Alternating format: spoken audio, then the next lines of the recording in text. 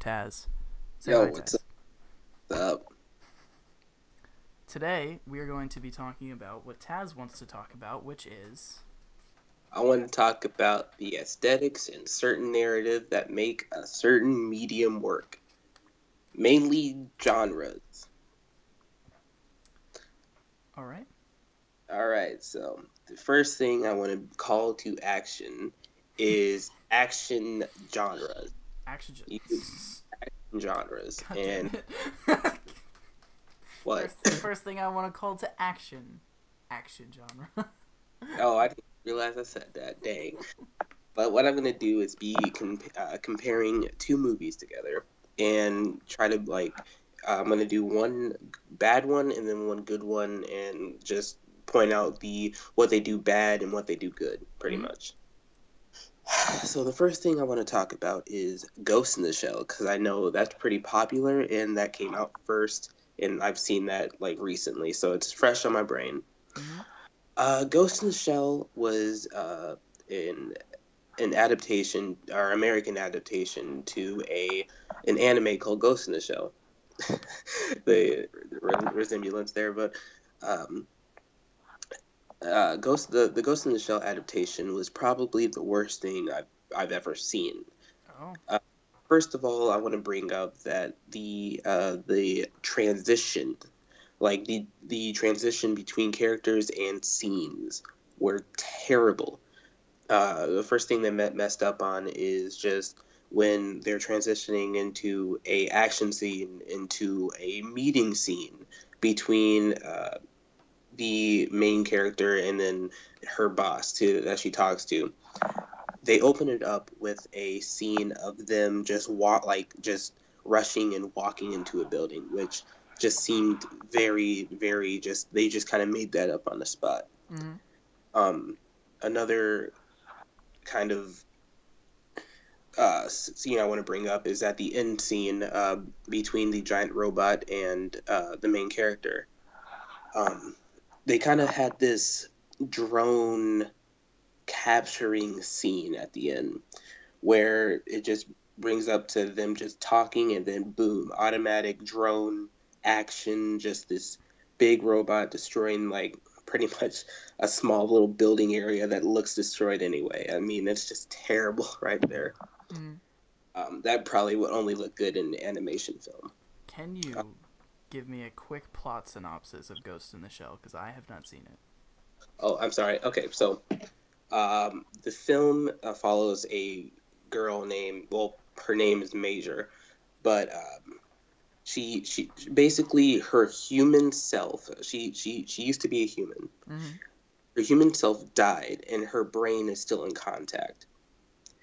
And during this whole process, they were developing machines that are used to house human brains into a machine. So pretty much their ghost of a human is inside of this shell. And they don't remember anything. They only they use them to fight the humans use them to fight battles that between forces that try to take down these machines and that they've built and all this stuff. And this whole world is a punkish world, pretty much. So everything is all technology advanced. Gotcha. So all of these villains are things that just want to just crack the system and force their way in, and pretty much, and the whole villain is someone that just wants to take over the server and just completely just control this whole organization. Is it kind of like a what is humanity kind of story, like Chappie? Yes, Like that? yeah. That's a great example, or like I Am Robot or something like that. Gotcha. Yes. Okay. So another thing I want to bring up is the introduction scenes between each new character that you meet. When you first meet the second main character, or I guess a side character, I believe his name is Bruto or something like that. I'm sorry, I don't remember, but Um, the way you meet him, he's pretty much just smoking a cigar, and she just announces his name, and they pretty much expect you to know who this person is without giving any plot Mm-hmm. or connection to a character. She's like, oh, this person works for the organization, so his name is this. Just it's pretty much just blatant, like no actual character development. And number one thing that a major thing I actually want to bring up is between the main character, which her name is Major.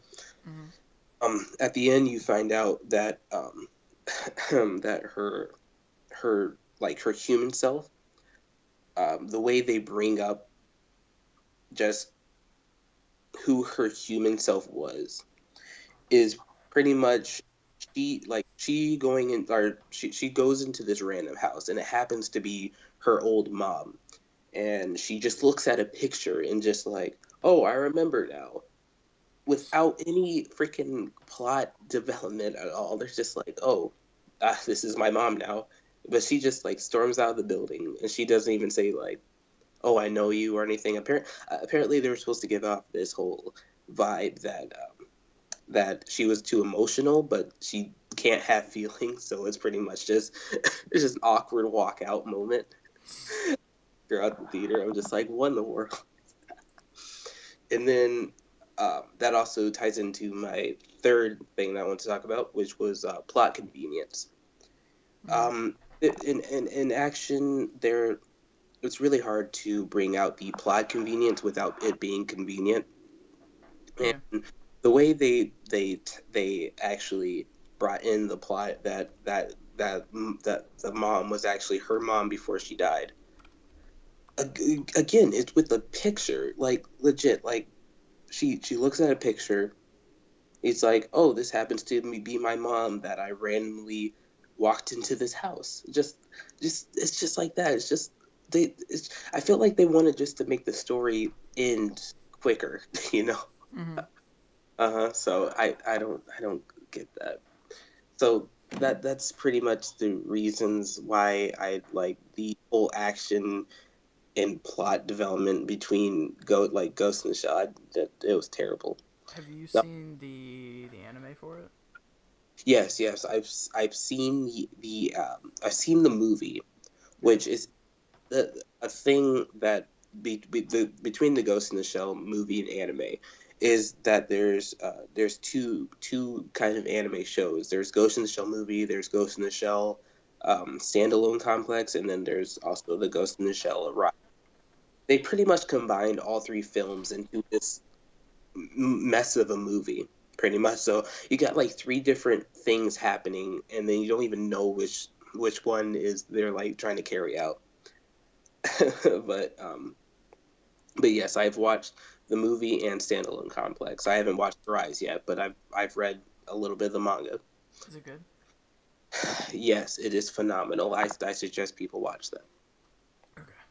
And All right. the other movie? Yes, the other movie is Saving Private Ryan. That's a good one. Yes. Um, the things that it does really good for a very very good action movie is that the it actually has plot development between each character. Each of them has I believe it's a 2 to 2.5 hour movie. If you guys don't know what it is about, it's about it's a World War II setting, and it begins with D-Day, which has a beautiful intro to it, where you actually like get to experience the death and the combat and all that stuff with it. It's beautiful. I love it. But it pretty much this it's pretty much a it's about a Here, I got you. Captain John Miller takes his men behind enemy lines to find Private James Ryan, whose three brothers have been killed in combat. Surrounded by the brutal realities of war, while searching for Ryan, each man embarks on a personal journey and discovers their own strength. yes. I'm sorry. It's been a while since I've watched this Oh, movie. So yeah, it's been a while for me too. I probably need to watch it, but like I have to cut 3 hours out of my day, so yeah. So again, What I love about it, it has actual plot development between each character. You actually get to learn about their lives, their home life. When someone gets hurt, you actually feel for the person. I cried so much during this movie. Like every time someone gets killed, you feel the hurt that the other person feels because they killed someone. Like the fear of actually killing someone is there in that movie, which I love. Um, another that ties into it has great psychology to it, like or a psychological effect to it. Mm. That's the that's one that Ghost in the Shell failed to convey really. And like I said, with the whole killing people and all that stuff, you feel that they have a shift in sanity when they do kill someone. They start to lose it every single time that they kill someone, pretty much. Um, Why is it that you've like stacked these two movies together? Like, is I st- there oh oh man. other than just being good movies in each genre? Uh, Like, the reason why I stack these two is um, they they hold a psychological value to it. mm-hmm. Like I said, Ghost in the Shell tries to um, it tries to be this psychological movie where it makes you think, like it makes you like feel for this robot or this ghost of a human in a shell, which it does not convey that feeling of sadness or just like it just doesn't make you feel for the character pretty much. It was pretty much a a movie where it's just monotone the whole time, Mm-hmm. really. And I do understand where it's like robots can't feel love, but there should have been enough, again, plot development to make you feel for this character, which you don't. Yeah. hmm All right, so the next topic I want to talk about is drama. Um, Well, wait, hold on. Before we move on, like, what would you say that you can really do to uh, add that magic to an action movie? Like, what can you do? Like, okay, let's really break down what you can do to make a good action movie. all right. So I've always longed for this in an action movie. For one, if like the best action movie I can think of is to exactly take what you have in Saving Private Ryan and breaking the tropes and the character development and all that stuff and break it down and then use what you have there in a movie. So what I mean is to have a great action is to have plot development, like actually good plot development, where if something does happen to the character, it makes you feel for them. It makes whatever they feel, you feel, Mm-hmm. kind of thing. One is a psychological effect, or psychological effect, where pretty much the same thing about, but with sanity reasons, where if with with them like killing someone, you feel a little bit of their sanity going down, and then you feel it. Like that's pretty much what I want from an action, pretty much, where just that like I just want their sanity to be ripped apart, pretty much. Yeah, like, a lot of people don't understand that in an action movie, the key to making a good action movie has nothing to do with the action. hmm It is all about the people in the action and how you put them into this scenario and how they deal with it, how who they are as they go into it and who they are after they come out of this situation. Yes. That is all that matters. Yes. Yes. The action is just like the cool spectacle on top of this Yes. underlying The system that you underlying. have to, yeah. Yes. All right. So got that out of the way. So next, we're going to talk about dramas, which I actually am excited for because I get to talk about um, well, something that I used to love, and then I rewatched it, and I did a little bit of more analytical thinking about is Titanic. Mm-hmm. Now, a lot of people love Titanic for its drama effect to it.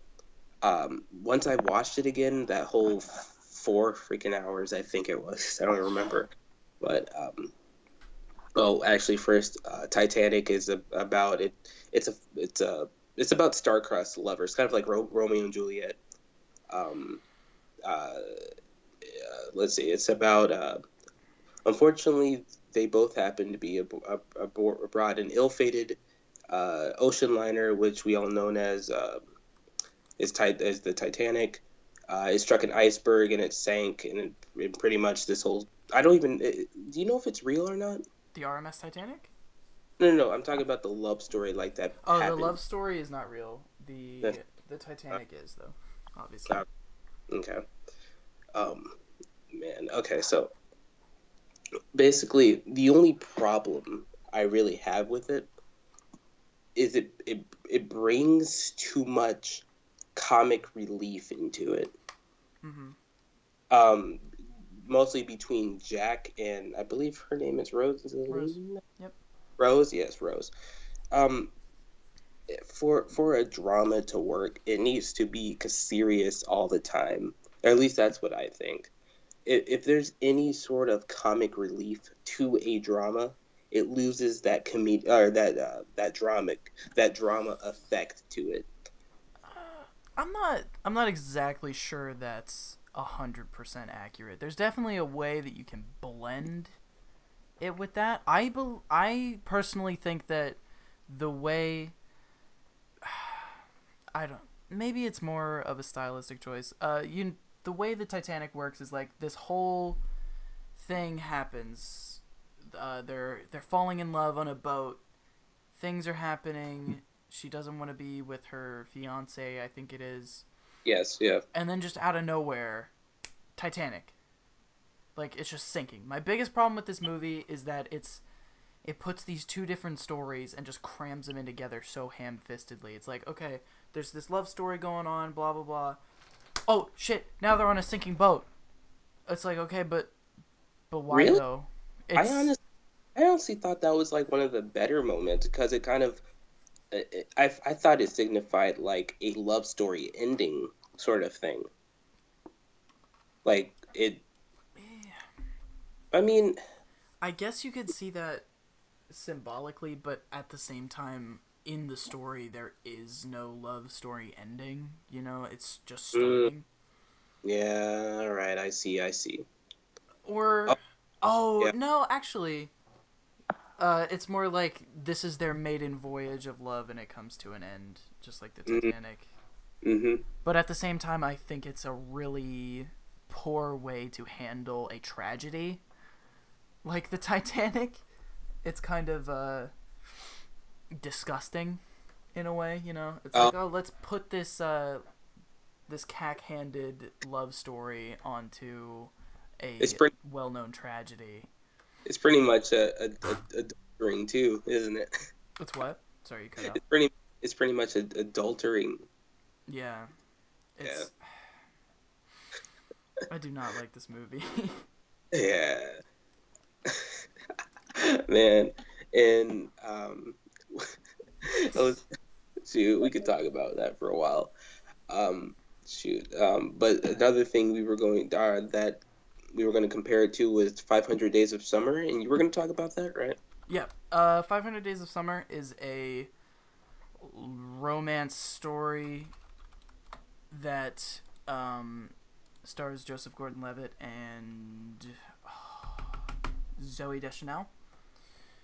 It's about a guy who falls in love with a girl, and then a girl gives him a chance, and they have this beautiful relationship, and it comes to an end.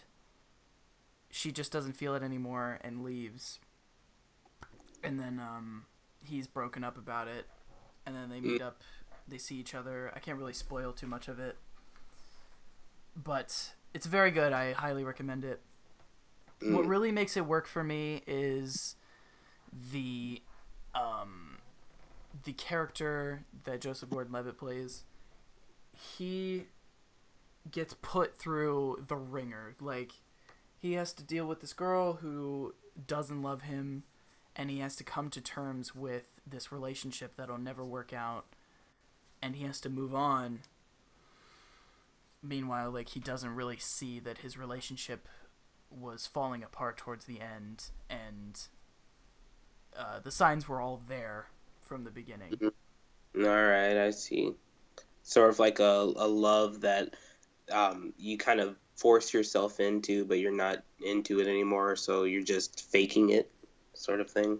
Yeah, that's kind of how she is. He wasn't faking it, but she definitely Oh. was. Yeah. But Man. what really... Maybe not what works as a drama, but what really sold this movie for me is kind of symmetry, right? Mm. So there's two separate scenes, or two separate moments that kind of copy each other.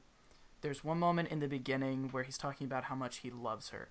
He's like, oh, I love her smile, I love her laugh, I love her teeth, I love this heart-shaped birthmark she has, I love her knees, like shit like that. And then later on in the movie when they break up, he's like, I fucking hate her. I hate her knobby knees, I hate her stupid cackle, I hate that cockroach-shaped birthmark on her neck, I never want to see her again. I'm like, holy shit, dude, like... Does he break down crying saying that? No. Well, actually, yes, kind of. Okay. So, immediately after that, after he says all that, he's on a bus, and there's a song that they both like playing in his headphones, and he just starts screaming, I hate this song! And then he gets kicked off the bus. Wow. Yeah. That honestly sounds like more... Again, something that I bring up a lot is character development. That has more. That seems like it has more character developed than it did with Titanic, man. Sounds a lot better. Wow. Definitely. Probably what sells drama is just breaking down a character, really building them up. Just down, yeah. Yeah, building up this beautiful kind of relationship or whatever, like. Something really good, and then you rip it from them. You take it, and you break them until they can't take it anymore, and they're just on the brink of losing everything. Mm-hmm. And then they either stay there or they come back out of it. Oh, isn't there a really good drama series playing on Netflix right now called 13 Reasons Why? Or is that not drama? It's... let's see. I'll see if it's in the drama section. Alright. It is, yeah. It's a drama mystery, I guess. Alright, I still gotta watch that, but I mean, if it, I keep on hearing that it has like teen suicide and all that stuff. It does. Do you know what it's about? No, I have no idea what it's about. Okay, so basically, there's this girl. Her name is Hannah Baker. She kills herself. And she makes 13 tapes. Each tape is a reason why she killed herself, and it's all about a person on each tape. So she sends it to all these people in the order that she made the tapes, and they have to pass it on to the next person. So, oh, that sounds good. So it picks up towards the end. It's the... I don't know if this is a spoiler. With Clay is tape 11. Mm-hmm. So it starts with him, and he has to listen through all these tapes, and it's basically just a bunch of bad things that happen to her. I personally wouldn't give it all the praise that it's getting. Mm-hmm. It's currently sits at a 8.9, which is basically a 9 out of 10 on IMDb. That's a little high. I'd say more like the 7.5 to 8 point range. All right. I don't know. It doesn't... I never really felt super into this story. It does a lot of stupid things that piss me off, like the very beginning, Clay doesn't know what a fucking boombox is. Are you kidding me? Wow. Yeah, like he walks into his dad's room and he's like, "Hey, Dad, can I use your radio thing?" He's like, what? He's like, yeah, the radio thing, it like plays tapes. He's like, oh, you mean a boombox? And he goes, is that really what they're called? I was like, bitch, you know what a boombox is. I swear to God. And dude. And then he walks into the garage and finds the boombox. And it's not even a really old boombox, like the big, gray, stereotypical boombox that you see in old movies. It's just like a small tape recorder? No, it's like a CD player, tape player mixed together, like 2007 Sony like CD player. Yeah, and I see. It's as old as he is, and he doesn't know what it is. Like, all right, so and it's definitely like a story that shows you. It does a lot of bad things, probably for attention. You know what I mean? Oh yeah. Like, it's based on a book, and I think a lot of the reason that people like it is it has terrible things in it, like rape and suicide. They're like, oh, it's so good. We can't we gotta have this not happen to people. It's like, yeah, the message is good. Don't kill yourself. That's fine.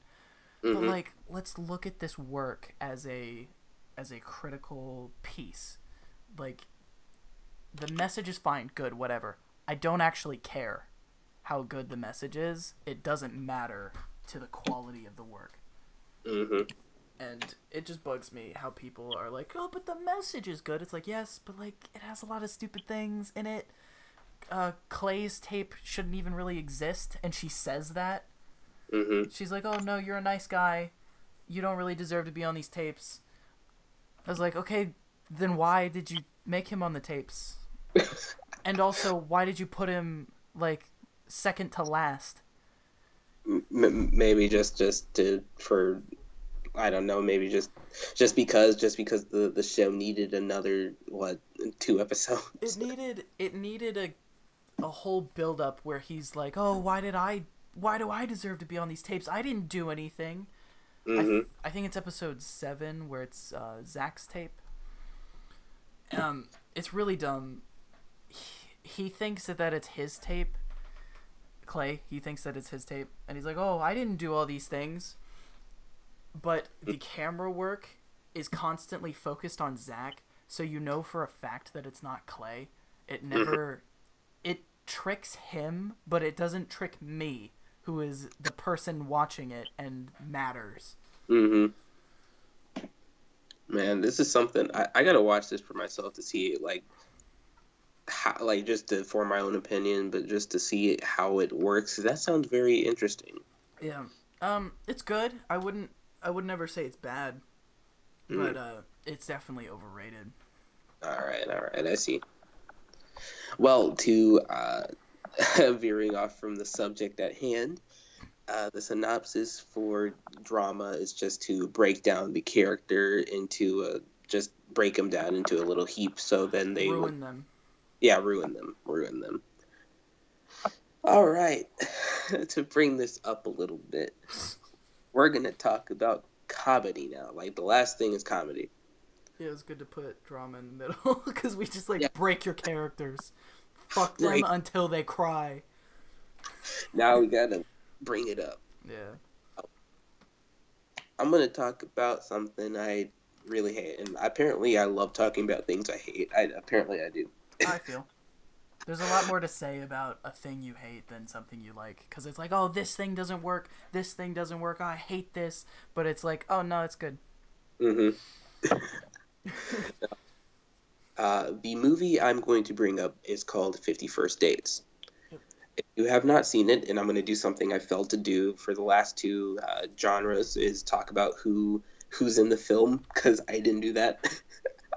But 50 First Date is starting Adam Sandler and Drew Barrymore, I believe. And the story is about Henry, who is an ocean wildlife veteran, and him falling in love with a girl that has, what is it? Amnesia. Amnesia, yes. Thank you. She has a injury in her brain, whatever. Yep. The comic value of this movie. Like I don't like I like Adam Sandler movies, but the problem with his movies is something that I'm going to talk about the most, which it it for it being a comical movie, it forces its comedy too much to the point where you're just kind of staring at it and there's just a little ha because like because it's awkward. It's really awkward. Like they force the comedy out too much. Mm-hmm. Like they try to bring out funny parts that aren't funny. One example is with the gay dude. I think his name is Doug. They bring out too much of like they keep on reminding you that he's gay, which doesn't need to be there. Like they just like I believe that they brought up this joke about him being in jail in like butt sex. Mm-hmm. It didn't like it was like after it made this like terrible joke. It's where Henry or Adam Sandler learns about this girl's um just this drama or this amnesia problem, and just a couple months of him dating her and doing the same thing over and over. And it's like in the middle of the movie, he finds out the real truth about her brother and then what happened to her. And they just bring up this random thing of butt sex. It's just random and forceful and awkward. Like it was doing amazing at the end where this girl always like every day she's like, "Who the heck are you? Why are you touching me like that?" And then she writes in this journal and all that stuff and says, basically, this is a journal that reminds her of why she likes the dude. And the whole point of this movie is just this girl is reading a romantic, or like a romantic comedy, pretty much in her notebook and falling in love with the guy. Mm-hmm. Honestly, this should have been a drama. Honestly, the way it's written should have been a drama. Like I realized they tried to save it at the end with the whole boat scene of her moving on a boat, watching a tape every time she wakes up, all that stuff. But that should have been a drama. Honestly, it shouldn't be a comedy. Yeah, I feel like it would definitely work a lot more as a drama because it's this guy like constantly trying to win this girl who is completely like untouchable. Like it's super hard to win her over every day, and Mm-hmm. it should definitely, especially when he gets with her, and then she wakes up the next morning and she's like, "Oh, what the fuck? Why are you in my house?" Mm-hmm. And then he's got to like break down like, "Oh, dude, fucking this girl. I'm in love with her, but like she's nuts. Mm-hmm. Can't really help it, and that sucks, but like this ain't for me. I'm dipping." I don't know. Mm-hmm. I wouldn't say that he dips, but I mean, he did dip at one point in the story. I remember he walked into this, I believe, hospital, if I remember correctly, and he was just painting and humming the freaking Beach Boys song, it's a good song. and he was just breaking down, crying about like how he misses her, Oh yeah, and then go, he was on a boat. He was oh like yeah, singing, "Wouldn't it it be was a nice?" while he was yeah driving a boat. yeah, and he's just breaking down, crying. Like that's a That, good scene too. Like that is that is a good scene, like but. yeah, that'd be good for a drama where he's just breaking down like, "Wouldn't it be nice?" Like just fucking Mhm. freaking out. Hmm. Apparently, we live in a world where comedy does drama better than freaking drama. But yes, the only reason why I hate this film is because of the forced comedy and all that stuff. Again, Adam Sandler is a great actor, but he should really stop making comedy films. All right, so let's bring up your example. My example is Kiss Kiss Bang Bang. Kiss Kiss Bang Bang is a fantastic movie that I hate saying the name over and over and over again because it's very long. Hmm. But it is a murder mystery with a private eye, a struggling actress, and a thief masquerading as an actor. Wait. Oh, okay. I'm trying to remember the plot. Basically, a an actor, no, a thief gets lost into a an acting room fuck. It's been a while since I've seen it. He gets chased into an audition, and he gets the part because he's like actually breaking down, and they don't know that he's not an acting. actor. Yeah. Mm. So he goes on this this adventure. There's just a lot of stuff that happens. It's not really particularly like connected. Is it sort of like a Scott Pilgrim movie almost? No, it's more. Have you seen The Nice Guys? No, I have not. Well, it's directed by the same guy. It's Okay. a lot of averting your expectations. So,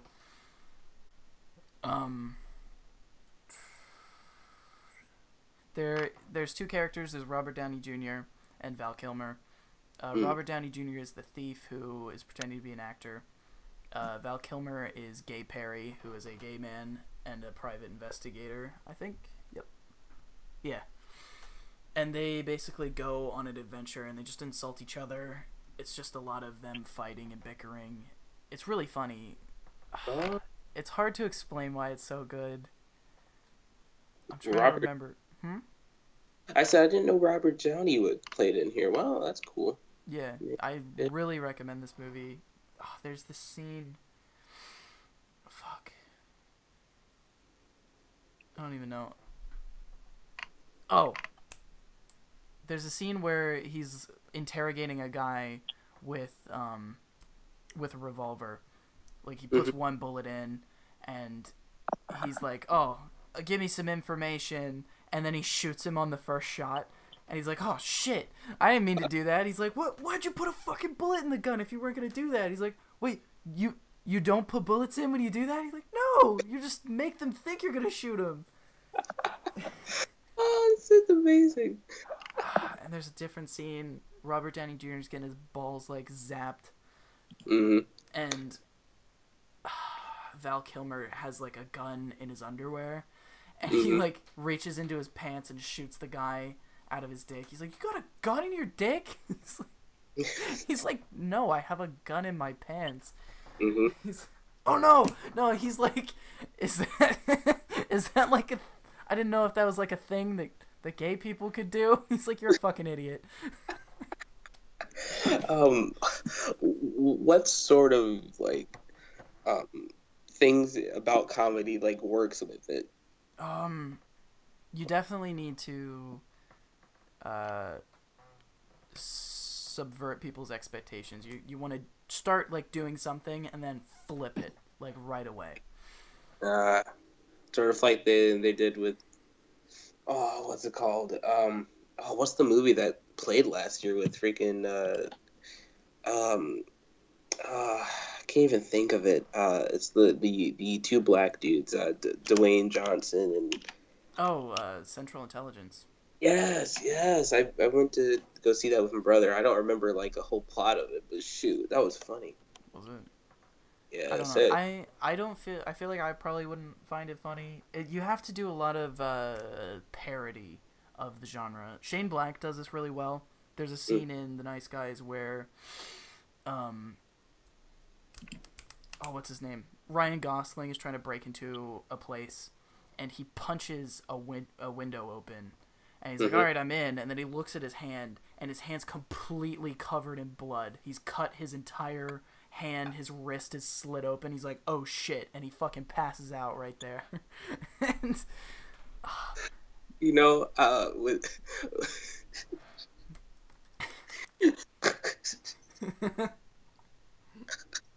oh, that's funny. Oh, I gotta watch this. Shoot. Yeah. To what I wanted to make, I wanted to bring up a point that to make comedy work is to bring up tropes and completely just turn them like instead of, like you said with the whole how people just freaking like break window. Yeah, he has to. Ryan Gosling has to wear a cast for like the rest of the movie because he's completely fucked his hand breaking into the window. Oh, dude.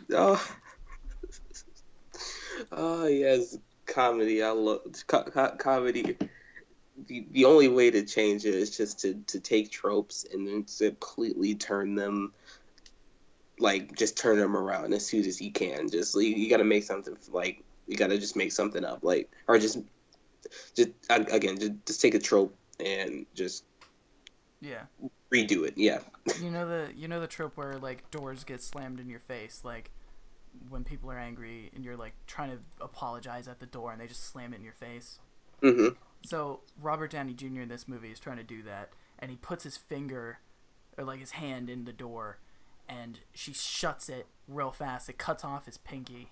Oh, He fucking loses it right there, and it just moves on. Like it barely even brings it up, except for a scene where he's like, he's trying to keep it on ice, but a dog like takes it and eats it when he's breaking into a place.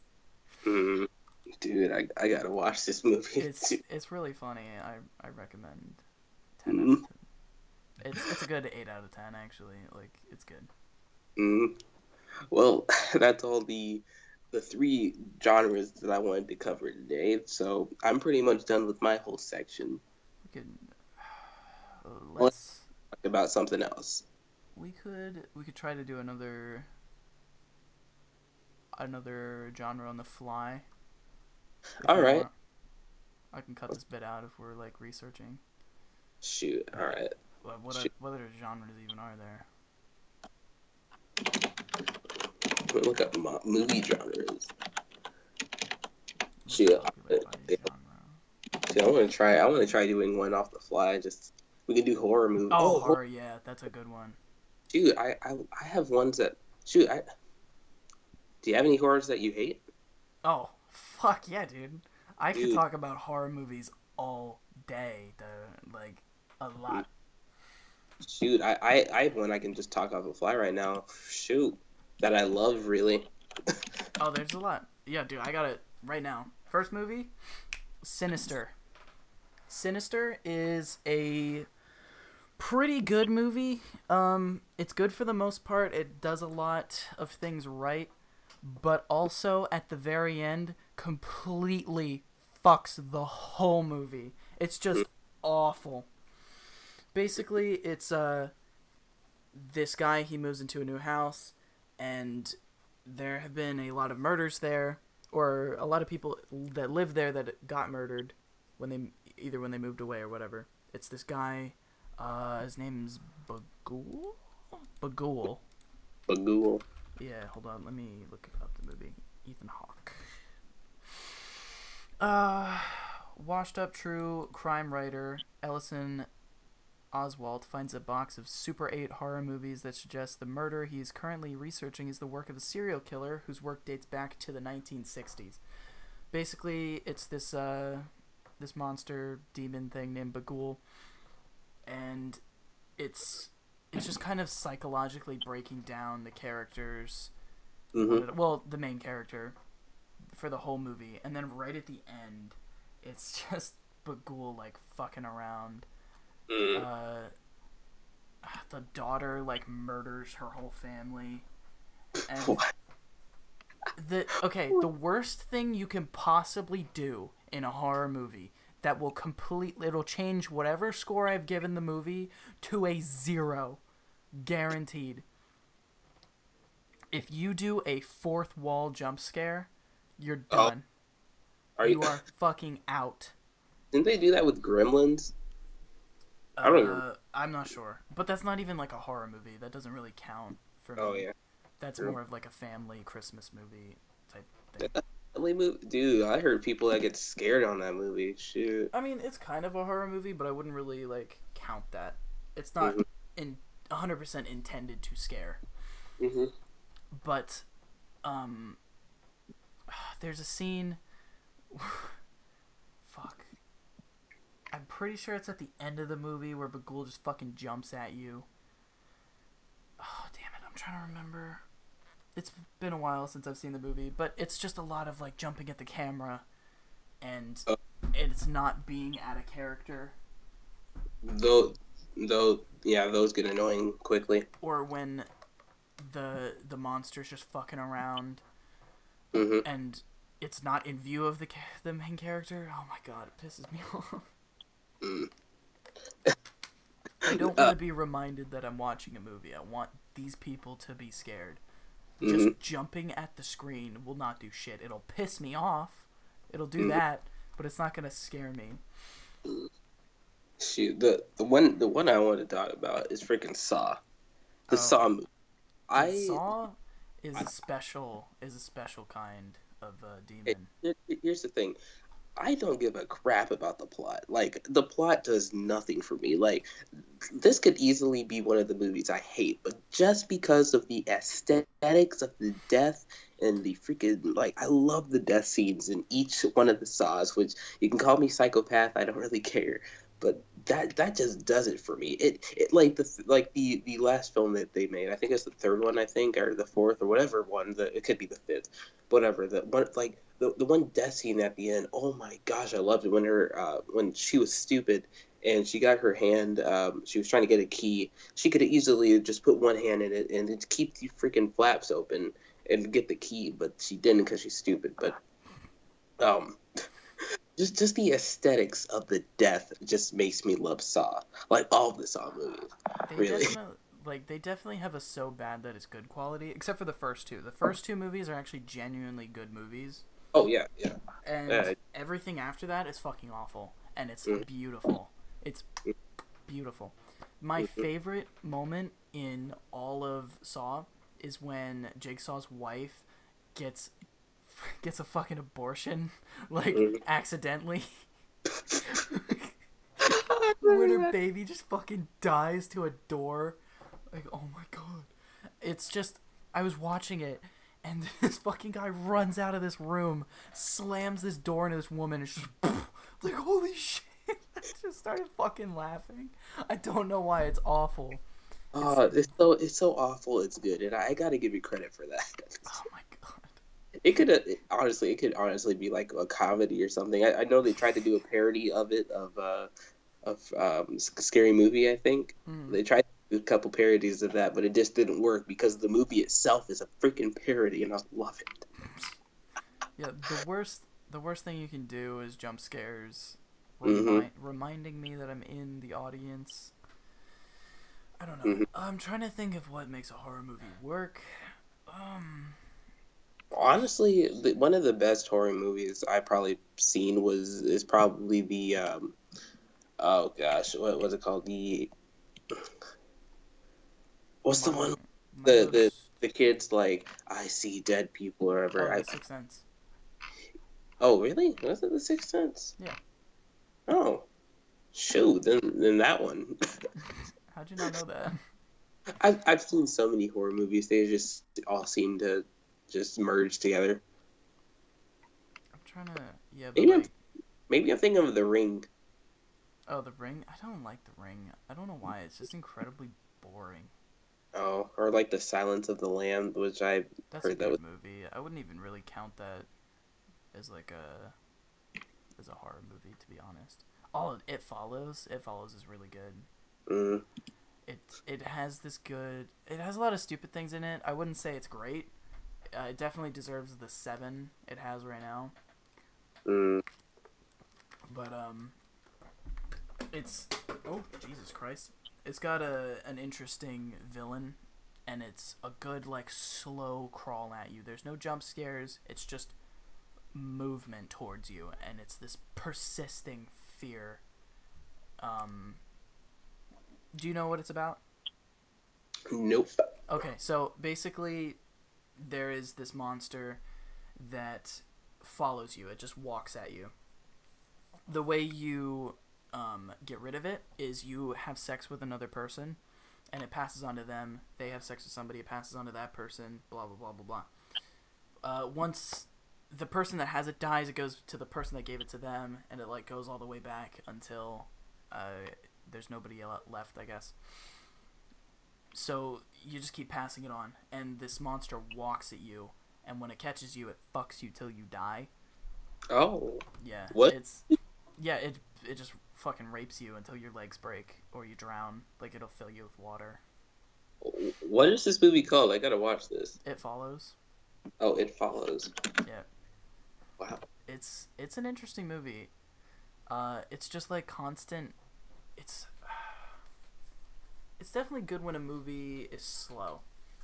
Mm. Not super slow, but like a constant fear of this monster just coming at you. You need to outrun this thing. It's never gonna stop. You can't reason with it. You can't defeat it. It just comes, and it fucks you till you die. Do you ever get to see the actual like thing that follows you, or no? It disguises itself like as a person. Oh, okay. Because It could be anything. I'm seeing some pictures on here, and there's like old women and all that stuff. Yeah, So it's just whatever. It blends in to try to get to you. So it could be mm, anybody in a crowd. that's nice. Wow, I actually might watch this. Yeah. It's pretty good. It does a lot of stupid things. Like there's a scene where the monster climbs up onto a rooftop, even though like that's not an effective way to get to somebody. It's not, yeah. Like you're just getting up on a roof. It's not even walking at her. It's Oh, just so on the roof. so it doesn't like run or anything. It just walks. Mm-mm. Just Wow, walks. that makes it even creepier. Dang. Yeah, it I just see someone, walks. I see someone walking towards me. I'd be like, oh shoot. Oh, the Babadook. The Babadook's pretty good. Mm. Do you know what that's about? No, I don't watch horror movies as much as I would like to, but The like Babadook has a couple stupid things in it, but here right now actually, look up the Babadook book scene on YouTube.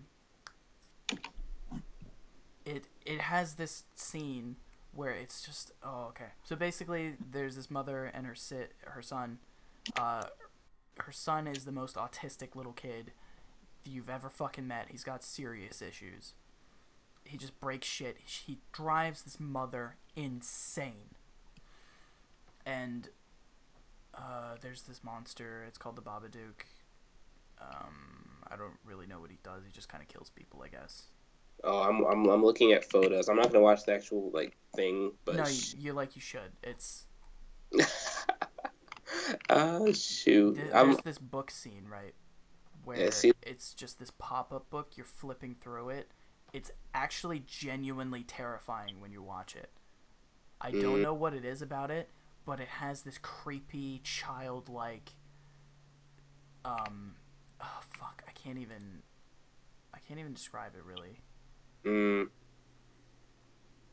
feel like there's something where like if you sort of like this, like if you do read it, it's gonna haunt you for the rest of your life, kind of thing. Shoot, wow, this looks pretty good. Looks like it possesses a child, all that stuff. Wow. No, it's like seriously, right now, watch that scene. Shoot, dude. Watch that book scene, son. That is good. I will try to fill the space. Things I don't like about it though, it fucks up the actual monster.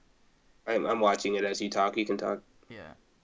It fucks up the actual monster when you see it. It's just a fucking hipster in a top hat with Edward Scissorhands. Hmm.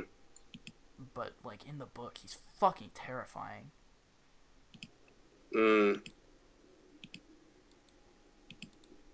That's creepy. Goodness.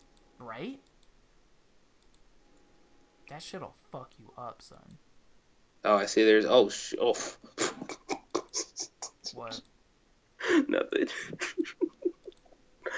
There's just like many like it's not even a jump scare. That actually forget you're going to wish you were dead. Oh, oh.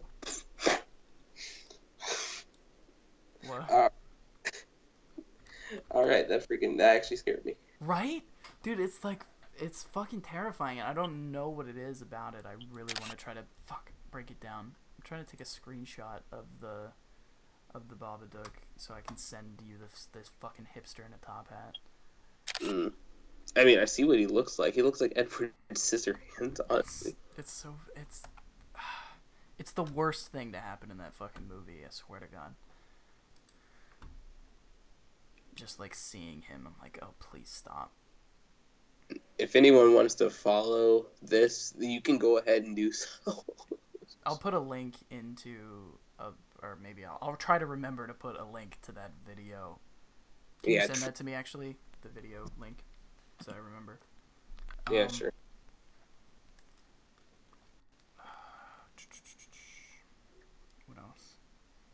Oh, the Ouija movies? Fucking awful. Terrible, terrible movies.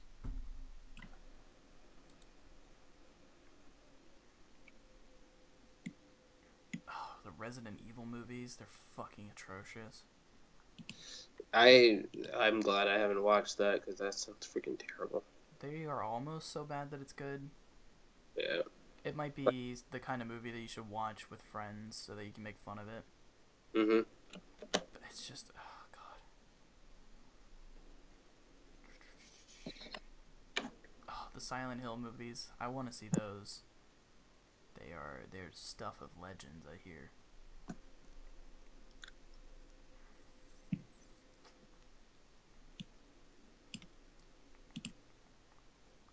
Oh, they're sinister. Oh, Dawn of the Dead is pretty good.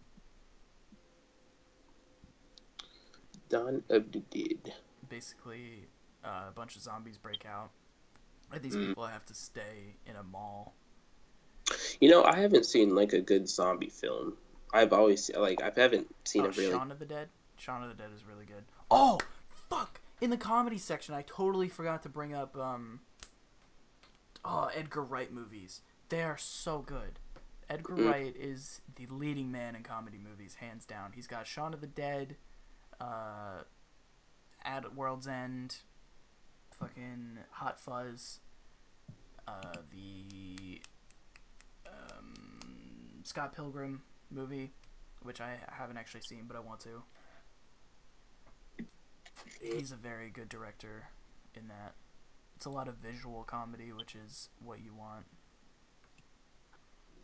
Okay. Visual. What do you mean by visual? There's a lot of visual gags.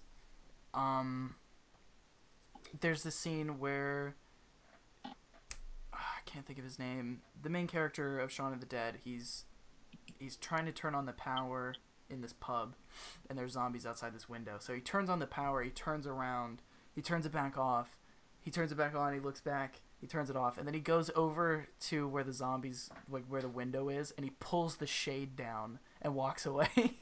Like it fucking does something.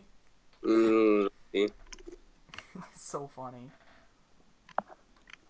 He has this reoccurring gag where like people try to jump over fences like by grabbing onto the top of it and leaping over it, but the fence falls with them. It keeps happening in like all of his movies. It's really funny. Something that will never grow old. Pretty much, yeah. You don't expect it. It's like, oh shit. Mm-hmm. He's a very good director. I definitely recommend those movies for sure. All right, I'll check them out.